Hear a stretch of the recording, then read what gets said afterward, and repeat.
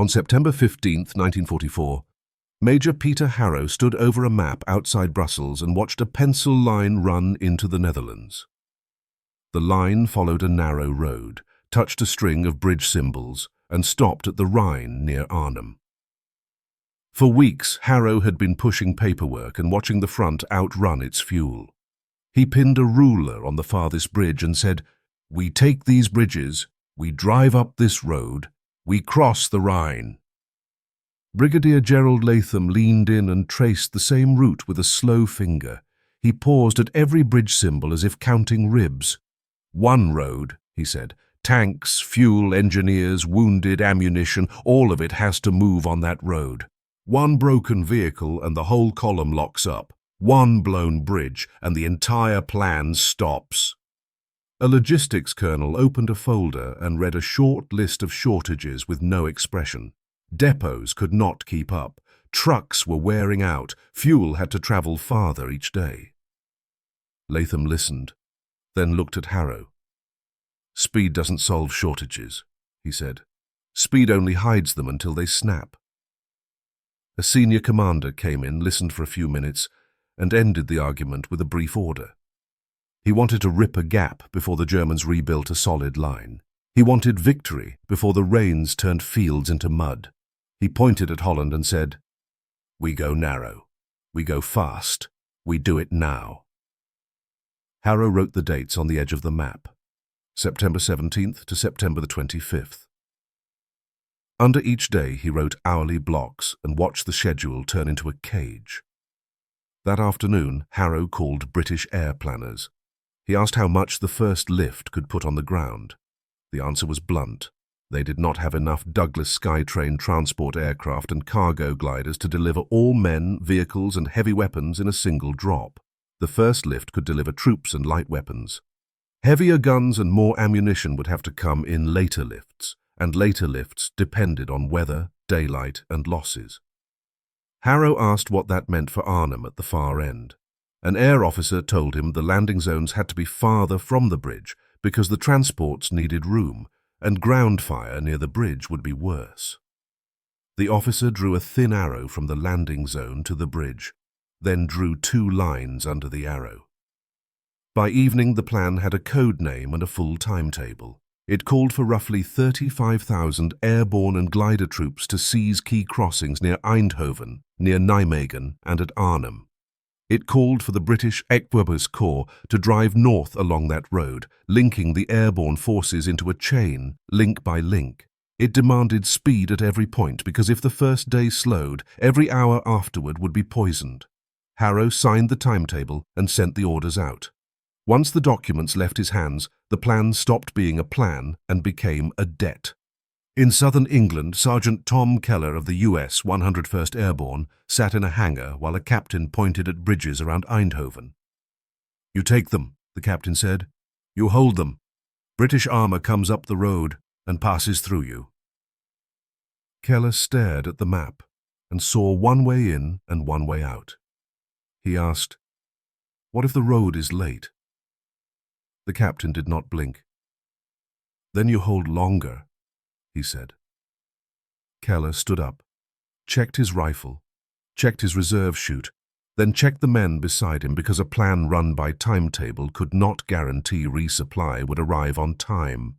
At the far end of another runway, Lieutenant Alan Devlin of the British 1st Airborne listened to the briefing and felt distance settle on his shoulders. They had the farthest mission. They had to reach Arnhem Bridge, hold the far bank, and wait for armour to meet them. The landing zones were miles from the bridge. Devlin asked why they could not land closer.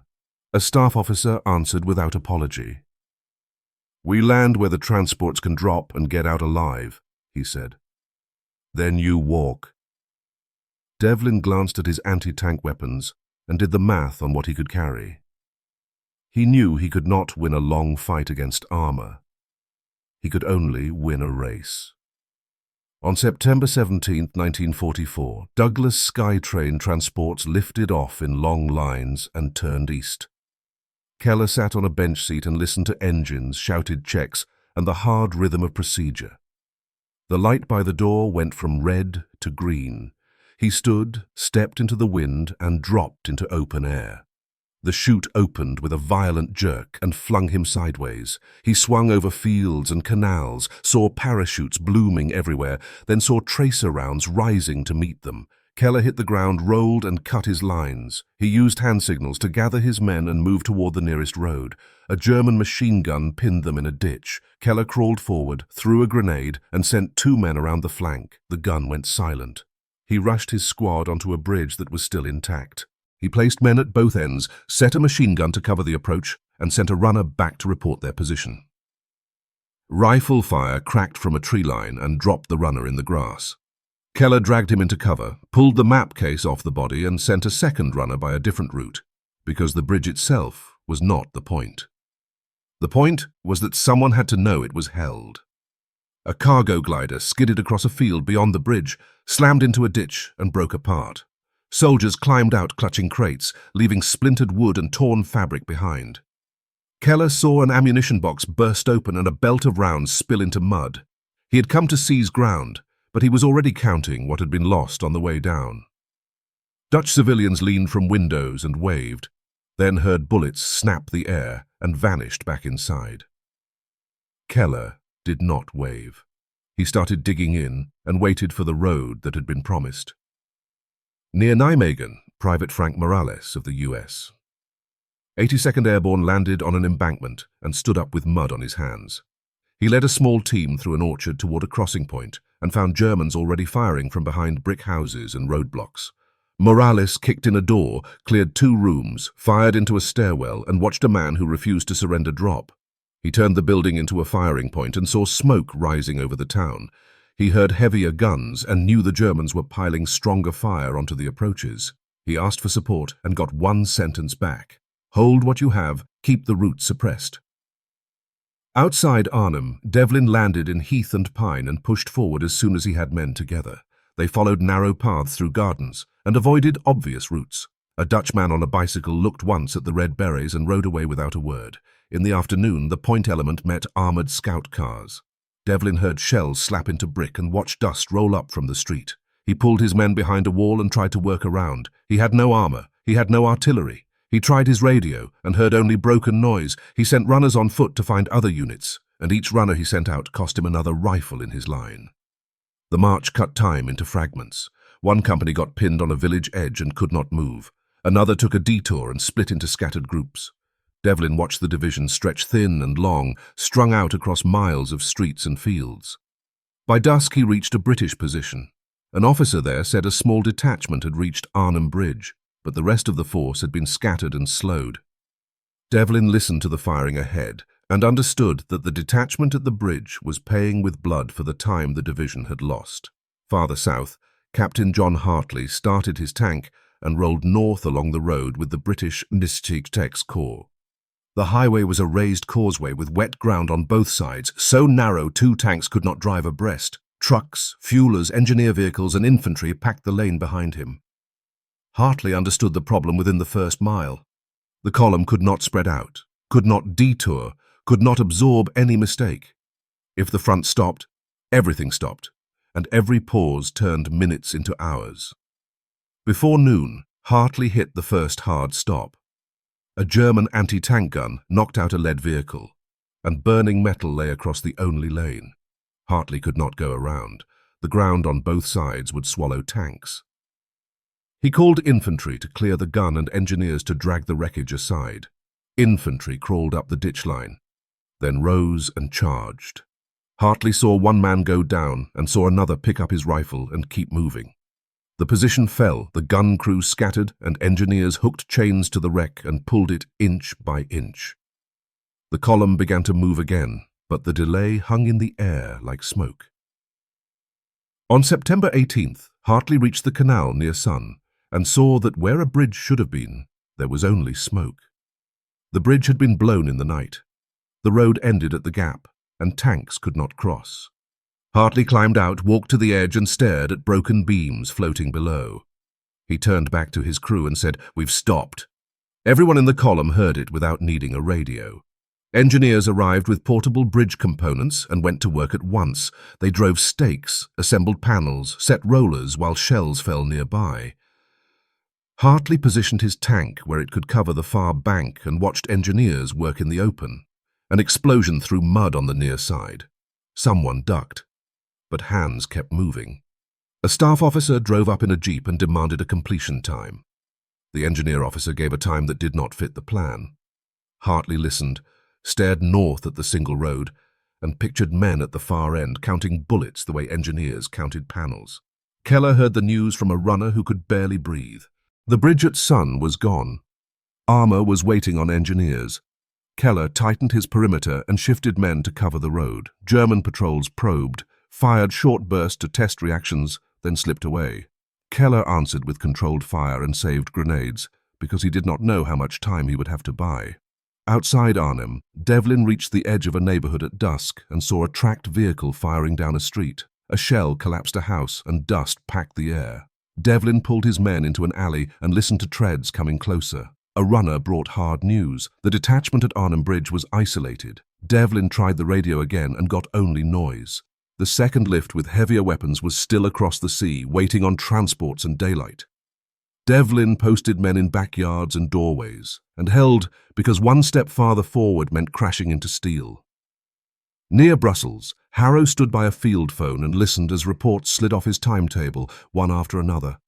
The airborne landings were underway. Many bridges in the south had been seized. Then the message from Sun arrived, short and hard. Bridge blown. British, ex-Tex course, waiting on engineers. Harrow wrote a new time in the margin and pushed every later block back by 1 notch. He walked into the map room and met Latham's eyes. Latham pointed north and said, "They're still walking." Harrow nodded and ordered the one thing his plan could never manufacture: more time. On September 19th, Hartley watched engineers shove the first panel of the portable bridge into place at Sun.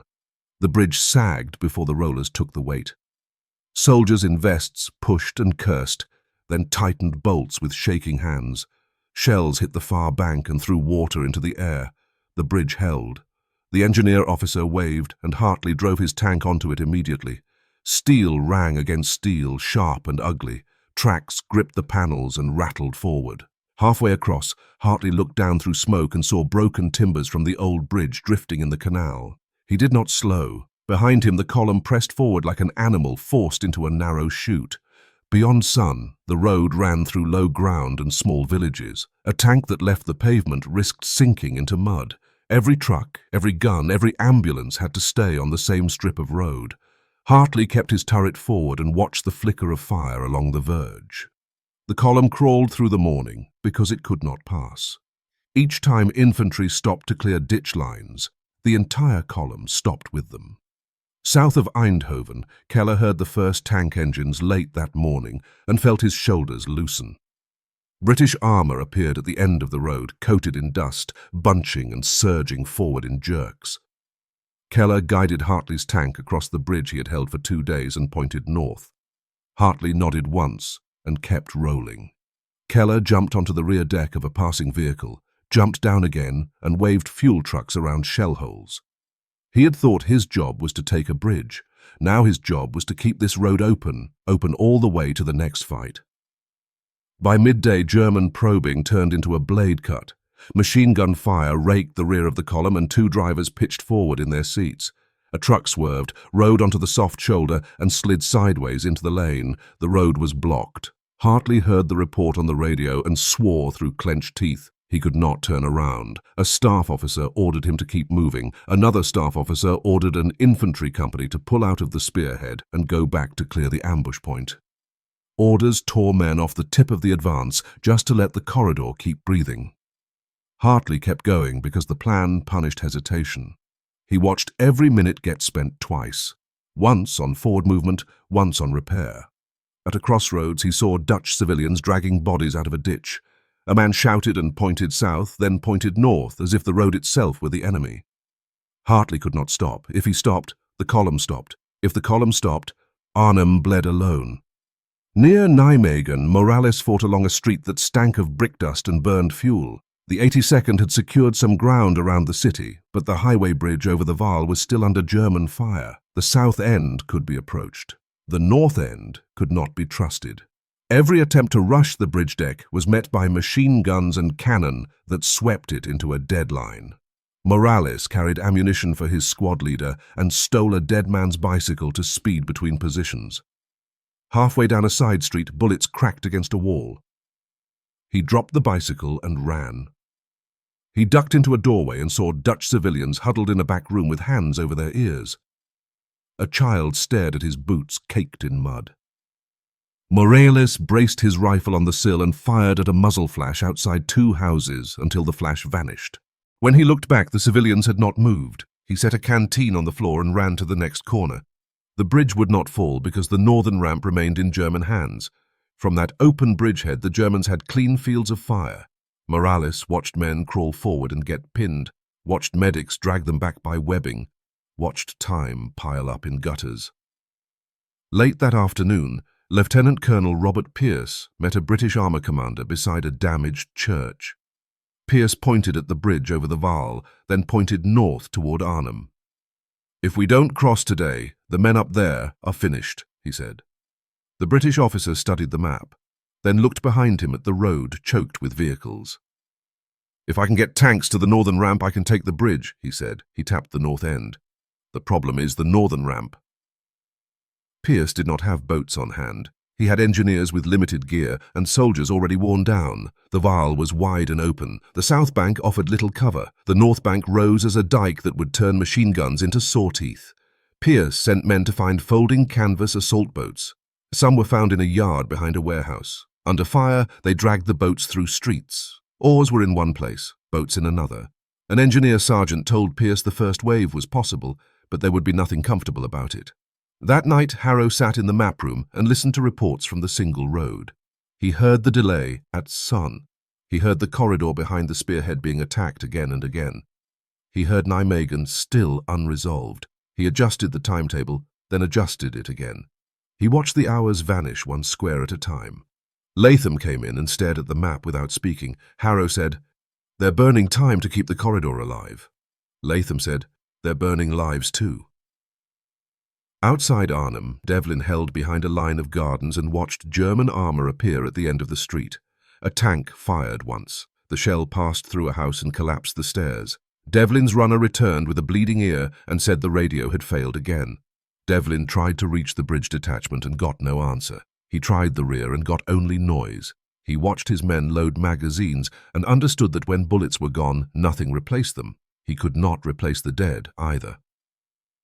On September 20th, the Waal crossing began in broad daylight. Morales stood on the south bank and watched engineers line up folding canvas assault boats with bows toward the water. The boats were too small. The river was too wide. An engineer officer called out the distance like a number that could be bargained down, 250 yards. Morales heard someone beside him whisper, "This is a rifle range." Pierce walked the line and pointed men into order. "First wave," he said. "Second wave." He told them not to bunch up on the water. He told them to keep moving. He did not say they would be punched through. He did not need to. Everyone could see the German positions on the far bank. Everyone could see muzzle flashes already testing the river. The first line held about 26 boats. Morales was in the third boat from the left. His boat had no oars. Men used rifle butts and hands to claw at the water. At the signal, they shoved off together. The current grabbed the boats immediately and twisted them sideways. Machine guns opened from the north bank and stitched the surface into a seam. Bullets slapped into the water and burst into white splashes. A shell landed nearby, kicked one boat up, and men fell into the river and vanished. Morales kept his head down and drove his rifle butt into the water until his arms burned. The boat to his right took a burst through the side and the canvas sagged. 2 men flipped into the water and clung to the gunwale. A third tried to pull them up, took a hit in the shoulder, went limp and slid under. Morales did not stop. He could not stop. If his boat stopped, boats behind would crowd into a knot and turn into one large target. Halfway across, Morales looked up and saw a boat to the left spinning in place while men paddled with bare hands. He saw a man in the water pushing a boat with one arm while the other arm hung useless. Morales forced his eyes away and kept paddling because the north bank was getting closer, and closer meant he could shoot back. The bows scraped into mud. Men jumped into waist-deep water and stumbled forward. Fire hissed over their heads and struck the river behind them. Morales ran 2 steps, fell, caught himself, and crawled the last yards through grass to the base of the dike. He pressed his face into the ground. Pierce's men formed a ragged firing line and shot toward German positions above. An engineer crawled to Morales' side, said nothing, and handed him an ammunition belt. Morales took it and started feeding rounds into his weapon. When Pierce judged there were enough men on the north bank, he pushed them forward. They rushed through a breach in the dike and ran toward the buildings that held the northern ramp. A machine gun in a second-story window dropped 2 men in the street. Morales and another soldier fired into the window until the gun fell silent. They kicked in the door and ran upstairs 2 at a time, found the gun position, and saw the crew either dead or gone. Morales shoved the gun out the window and watched it smash down into the street. At the same time, British armour and infantry pressed onto the bridge deck from the south end. They fired along the span to keep German heads down. Smoke from burned vehicles rolled across the bridge. Pierce's men fought house to house on the north bank, 1 room, 1 hallway, 1 corner, 1 yard at a time. Morales heard tank engines on the bridge and knew timing was everything. If the northern ramp was not taken, tanks would be trapped on the deck. If the ramp fell, tanks could surge through and shove the dying timetable forward by sheer weight. By late afternoon, Pierce reached the northern ramp and saw Germans pulling back under pressure. A British tank thundered over the bridge and fired into the north end. Morales watched German soldiers drop weapons and run through gaps between buildings. He saw 1 man turn, fire a single shot, then disappear behind a wall. Pierce climbed the dike, removed his helmet, and waved forward. British armour surged off the bridge and poured into Nijmegen's north side. The bridge was taken, but the cost was already on the ground. Morales stepped over bodies in wet grass and looked at broken assault boats on the riverbank. A casualty clerk said that in the Waal crossing and its related fighting, 48 American soldiers were confirmed killed, and their names would be forwarded to the American Battle Monuments Commission. Morales said nothing. He reloaded his rifle because the bridge meant nothing to him if Arnhem was already lost. North of Nijmegen, Hartley received word that the Waal bridge was in Allied hands. The message was followed by a new order: continue north, but also leave troops at key points because the corridor had been cut again. Hartley watched fuel trucks crawl past and knew that if the corridor broke, his tanks would go dry. He called higher and said, "If we keep turning back, we'll never reach the far end." The reply came back, "If we don't turn back, we won't reach anything." That evening, Devlin heard the tone of distant gunfire change. It was still gunfire, but farther away now, as if something heavy in the south had begun to move. A runner brought a rumour.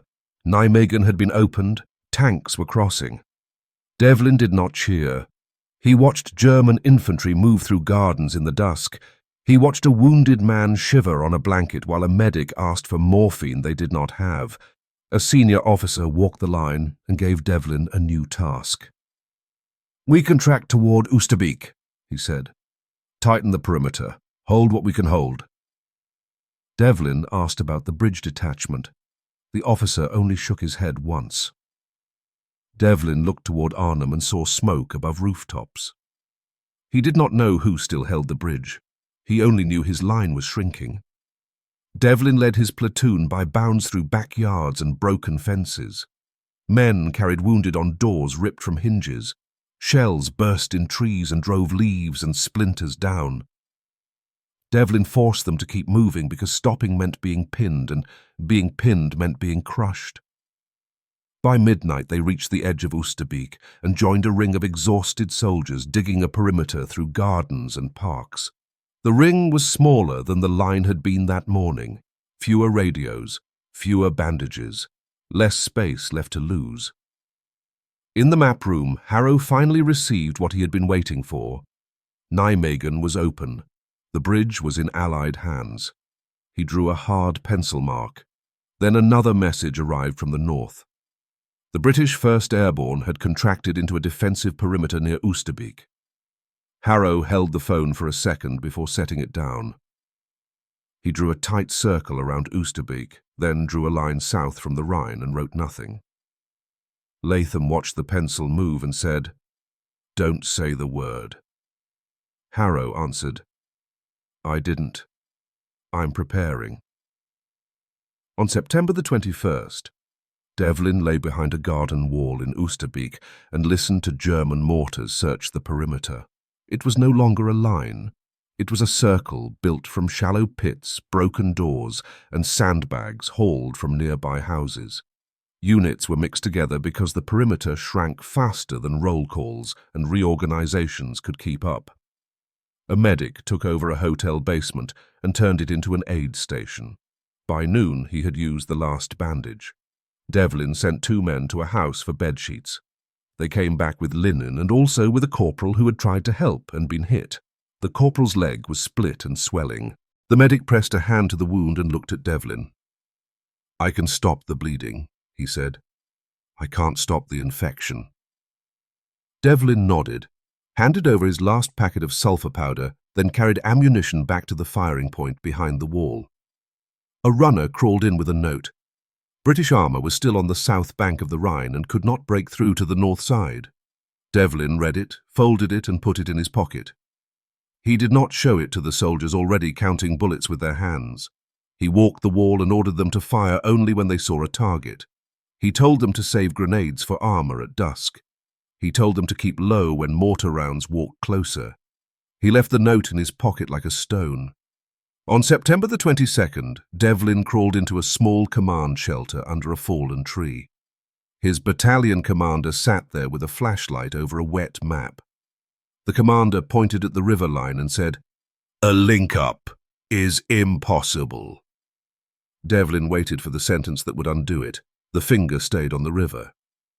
"We withdraw to the south bank," the commander said. "At night, silent, in waves." He handed Devlin a short list. "Destroy radios that cannot be carried. Burn code sheets. Keep the men moving." Devlin left and turned the list into orders. He sent 2 men to the river to look for boats. He sent 2 men to pull walking wounded off the outer ring.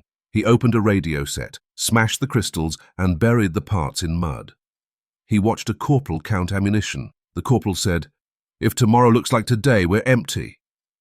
Devlin said, "Then tomorrow won't look like today."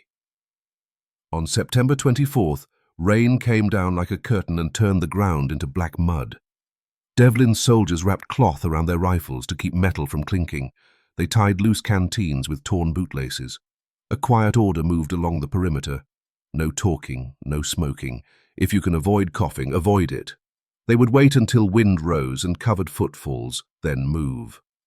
Near the river, engineers and boatmen guided small boats out of reeds. The boats already rode low before anyone stepped in. There were not enough trips to carry everyone. Flares rose from the north bank and turned the Rhine into a pale strip. Upstream, German machine guns fired, short bursts that walked along the water.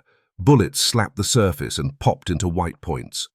A clerk crouched in the mud with a notebook under his coat. He whispered a name. Someone whispered back. The clerk touched that man's sleeve and let him go down the slope.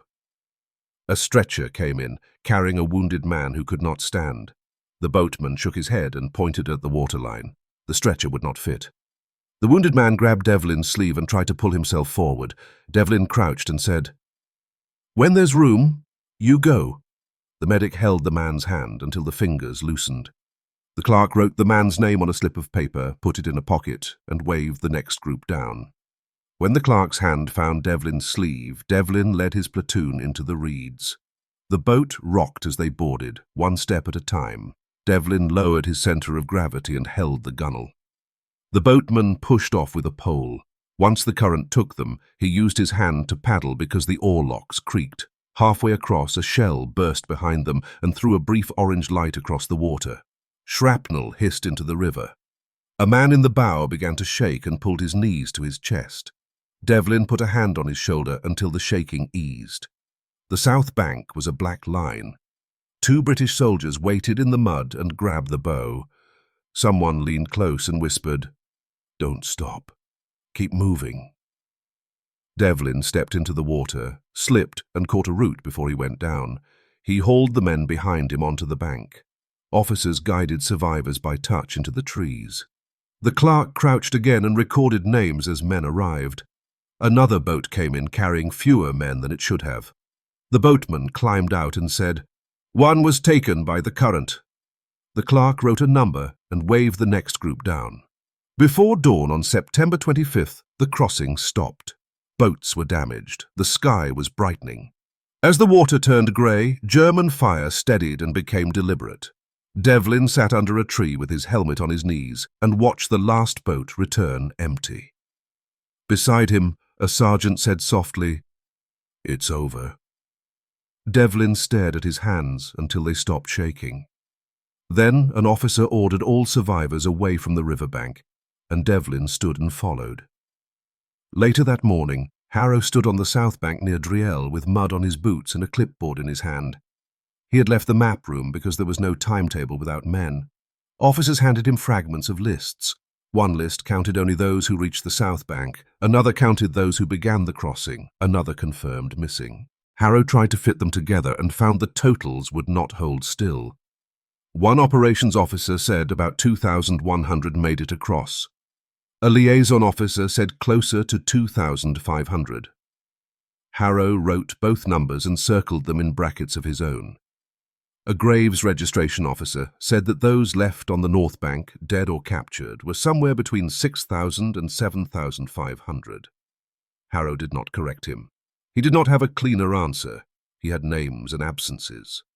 Latham arrived and looked through the morning haze toward the far bank. "That bridge was too far," he said. Harrow opened the folder that held his original timetable and saw what he had written on September 15th. He turned the page and wrote a new line. "Do not cross the Rhine here. Do not drive straight into the Ruhr from here." A staff officer told him the next major river crossing would likely wait roughly half a year. Harrow wrote the estimate down, signed new orders, and told them to hold the corridor. That afternoon, Hartley rolled north again with his tanks, not toward Arnhem, but toward the next village that threatened the single-lane road. Keller stood at a crossroads directing traffic because if the corridor broke, everything broke. Devlin sat in the back of a truck with his helmet wedged between his boots. A clerk called names. The men whose names were called answered once and were marked. Every name that drew no answer stayed on the paper. Devlin looked down the wet, cold road ahead and understood the war had not grown shorter.